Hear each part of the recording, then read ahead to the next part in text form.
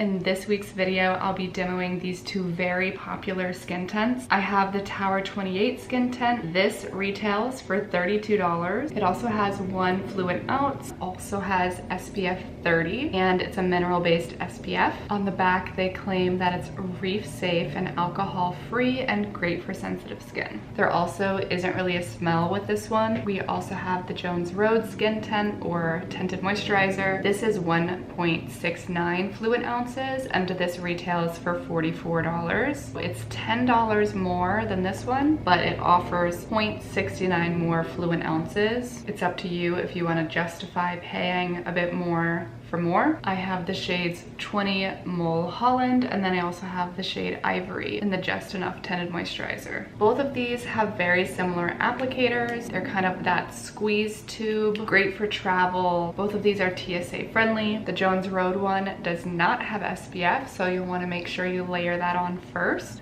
Let's go ahead and play around and see what we think. This is the Tower28 Tinted SPF. Mineral-based SPFs are better for the environment than a chemical SPF. I'll use this tinted moisturizer on this side of the face, and I'll use the Jones Road on my other side. My skin is a little red over here. I do have SPF already on. I'll link the SPF I use down below. It's the Mara brand, which gives the skin a beautiful glowy finish. It's really pretty. I'll start out with this much and build from there. I think this color is a little dark for me right now. I'll blend it down the neck, and hopefully with that lighter concealer, it'll just blend right in. For application, I'll use my hands for both. This product has a slip to it. This also has a very glowy finish to it. I'll take some down my neck, just so there isn't a stark contrast up here. I can definitely still see discoloration on my cheeks. Now I'll use the Jones Road Tinted Moisturizer. This shade is lighter.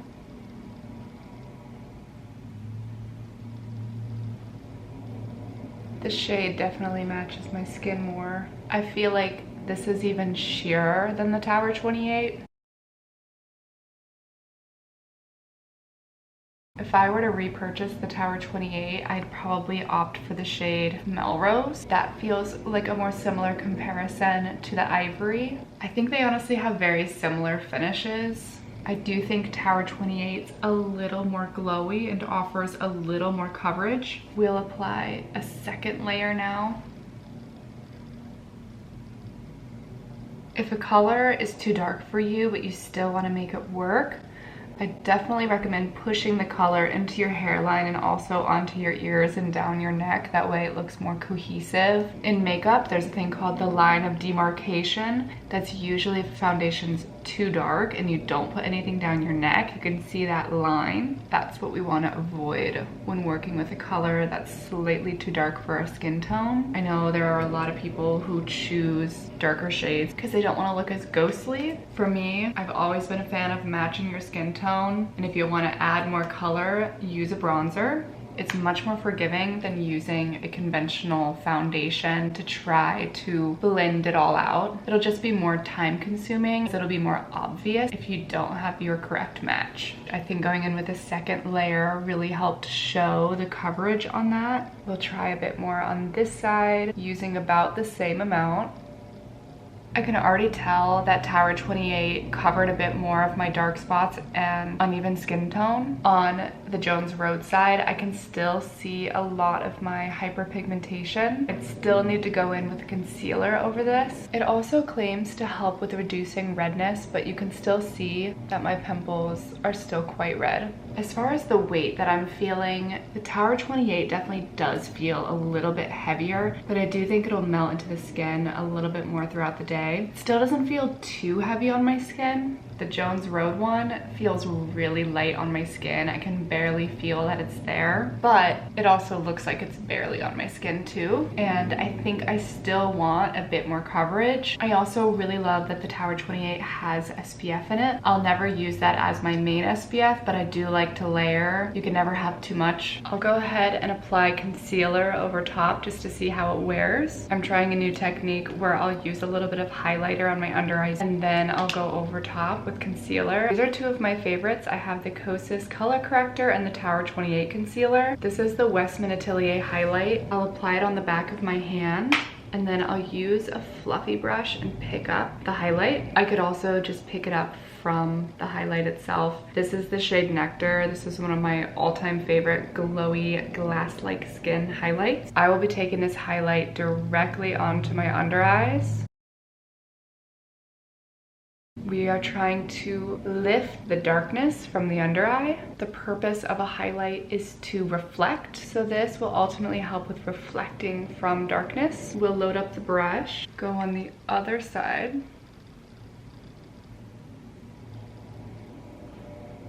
This is also one of my favorite fluffy brushes for under the eyes. This is the Kosas Face Detailer. I'll use a mix of my color corrector and concealer just because my Tower28 concealer is a tiny little bit dark on me. The Kosas has the pink, which will also help with blues on the under eye. Tower28 looks much more like my skin, and then Kosas has a little pink and it's a little lighter. I'll take the same brush, really going to load up the brush and warm up the product on the back of my hand. The brush is loaded up. I'll be very lightly going over my under eyes, anywhere where I need additional coverage.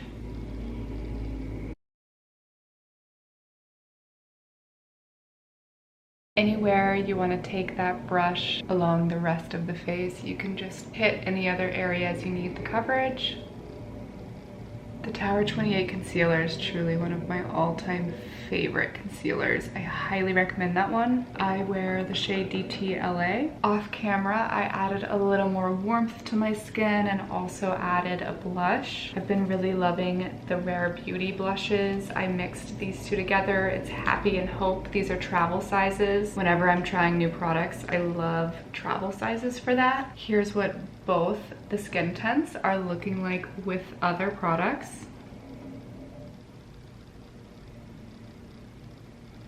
They honestly offer very similar results as far as overall dewiness goes. I think Jones Road might be translating a little better on camera because it matches my skin tone. Neither of them are settling into creases. They're both wearing beautifully with my other products. I think it's a little hard to say what my favorite is. If you're having any photos taken, this one could be a great option because there's no SPF. It won't cause any flashback. You could also use this in conjunction with your concealer, and the concealer could offer more of your coverage. I think for daily use, the Tower28 is super practical because it has that SPF in it as well, but it does feel a little bit heavier. I think they both can serve different purposes. I feel like as of right now, if I had to choose, I think I'd still choose the Just Enough Tinted Moisturizer just because of how this feels on my skin, but I wouldn't wear this product completely alone. I'd pair it with my Tower28 concealer. I think these two products would be perfect. But if you want to keep it really simple and you have your SPF, then this could be another great option for you. The consistencies, the formulas are very comparable to each other. Hopefully this video helped you figure out which skin tint you're gonna reach for. And thank you so much for watching.